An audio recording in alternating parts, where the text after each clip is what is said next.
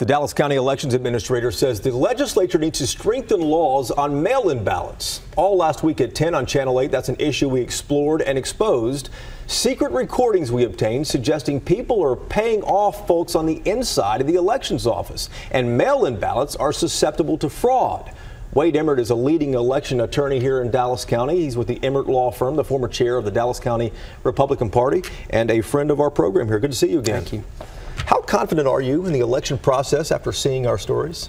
Well, your story was very insightful, but quite frankly, it's nothing new. I mean, voter fraud, especially ballot harvesting, has been happening for decades. And even in Dallas County, what's unique and shocking is that how readily he admitted participating in that process. We've all heard these rumors that this existed. We've never had any proof to go forward with this. How hard will this be for the district attorney's office, which is currently investigating, to prosecute someone? Well, it's incredibly hard. I mean, the Texas Election Code very specifically says one of its purposes is to prevent election fraud, and yet it's incredibly hard under the statute to prosecute and win convictions.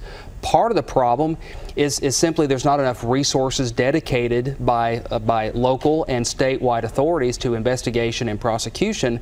The other problem is even if they are successful, the penalties for these crimes are relatively low. I mean, the top penalty for ballot harvesting of 20 ballots or more is between 180 days to 2 years in prison and a fine. And so the charge or the conviction can be anything in between that number. So the penalties just aren't that great. Wow. You heard earlier on the program when former Councilman Tanell Atkins, who's in the runoff for his old seat, he said that voter fraud is just kind of the way it is. It's kind of what he mentioned. We've all heard this. You have. I have in the past. Should we accept it? This is just the way it is? We should never be complacent when the laws of our country and especially the integrity of the balloting process is at stake.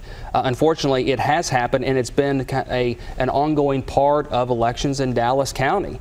I think what you've exposed is people realize now just how even a single vote or 10 can affect some of these council races where the margin of victory is so small. I would like to see not only the Texas legislature put more resources into fighting this type of crime and corruption, but also make real penalties. I think we also need to look at the process of counting these mail-in ballots. You've got a signature verification board that simply tries to match up signatures between the one who requested the ballot and the one who actually signed it, but that's not, there's no objectivity there, and many times in Dallas County they just accept every single ballot that comes across their desk.